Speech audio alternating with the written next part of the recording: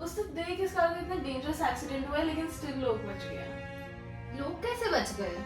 I guess airbag खुल गया। Airbags कैसे वर्क करते हैं?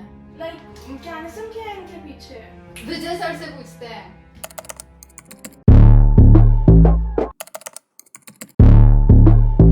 Hello students, welcome to VCC things. क्या आप भी जानना चाहते हैं कि एयरबैग्स कैसे काम करते हैं? तो आओ इस मिस्ट्री की केमिस्ट्री सुलझाएं। तो रिसेंटली मैं घूमने गया था, जैसे कि आपने मेरे ब्लॉग में देखा होगा। मेरा जो फ्रेंड है उसको हमेशा आदत है अपनी लेग्स डैशबोर्ड के ऊपर रखने की।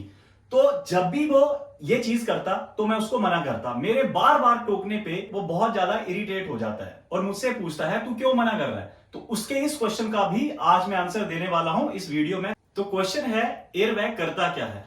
तो एयरबैग आपको डायरेक्टली डैशबोर्ड पे हिट करने से बचाता है और मेजर इंजरी को मिनिमाइज कर देता है। सो स्टूडेंट्स, एयरबैग बहुत ही strong and light weight fabric से बना होता है जो बहुत ही हाई प्रेशर को बेयर कर सकता है। इसे फोल्ड करके जरूरत पड़ने तक कार्स के डिफरेंट कंपार्टमेंट में रखा जाता है। अब ये डिफरेंट कंपार्टमेंट आपका स्टीयरिंग भी हो सकता है, आपका डैशबोर्ड भी हो सकता है, या सम टाइम आपने विंडोज के ऊपर देखा कि एयरबैग लिखा होता है। ड्यूरिंग कोलिजन व्हीकल के सेंसर तेजी से कम होती स्पीड को डिटेक्ट करते हैं और रिस्पांस में एयरबैग कंट्रोल यूनिट को इलेक्ट्रिकल सिग्नल भेजा जाता है जो कि एयरबैग के खुलने को ट्रिगर करता है। तो स्टूडेंट्स, आप सोच रहे होंगे कि ये जो छोटा सा कपड़ा जो कार के स्टीयरिंग व्हील में या फिर डैशबोर्ड में रखा जाता है वो इतना जल्दी इतना बड़ा गुब्बारा कैसे बन जाता है? इसके पीछे एक केमिकल रिएक्शन है जिसको होने के लिए हाई टेम्परेचर या फिर इलेक्ट्रिक स्पार्क चाहिए जो इतना टेम्परेचर प्रोड्यूस कर सके। तो इसमें main chemical sodium azide that is NaN3 जो कि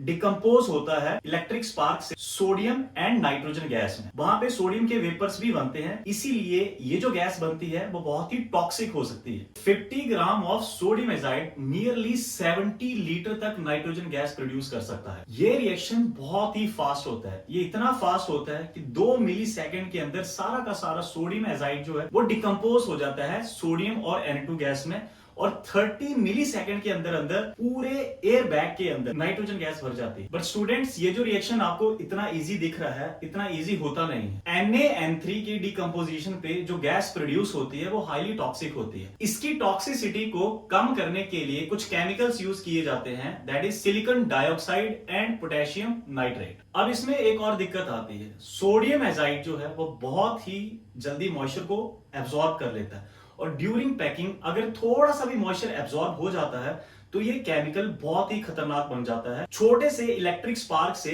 ये बहुत बड़ा ब्लास्ट कॉज कर सकता है जिससे इंजरी के और ज्यादा चांसेस बढ़ जाएंगे। सो यहाँ पे एक और केमिकल यूज किया जाता है मॉइस्चर को एब्जॉर्ब करने के लिए, that is calcium sulphate. So आजकल कुछ कंपनी सोडियम एजाइड को रिप्लेस कर रही है ग्विनेडिन नाइट्रेट से। Guanidine nitrate less toxic gas produce करता है और ये लेस सेंसिटिव है टुवर्ड मॉइस्चर एंड ये लेस एक्सप्लोसिव है। तो स्टूडेंट्स, ऐसा नहीं है कि एयरबैग छोटे से कोलिजन से खुल जाएंगे या छोटे से एक्सीडेंट से खुल जाएंगे। कार में MEMS सेंसर यूज किए जाते हैं जो डिसाइड करते हैं कि एयरबैग कब खुलना चाहिए। यानी कि एयरबैग खुलने के लिए कुछ क्राइटेरियाज होते हैं सो दैट इतने मिनिमम इंपैक्ट पे ही एयरबैग खुलेगा। एयरबैग के खुलने की स्पीड 300 किलोमीटर पर आवर तक हो सकती है। तो आप सोचिए ये कितनी स्पीड से खुलता है। तभी तो कभी भी आपको बिना सीट बेल्ट पहने गाड़ी नहीं चलानी चाहिए, क्योंकि आपका कहीं पे कोलिजन होता है यानी कि एक्सीडेंट होता है तो इतनी स्पीड से एयरबैग निकलता है वो ज्यादा इंजरी कॉज कर सकता है आपको,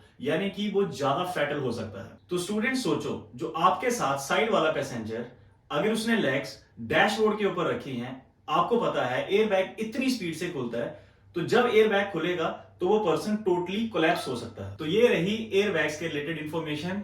अब आप मुझे बताएं कमेंट सेक्शन में कि नेक्स्ट वीडियो कौन से टॉपिक के ऊपर बनाए।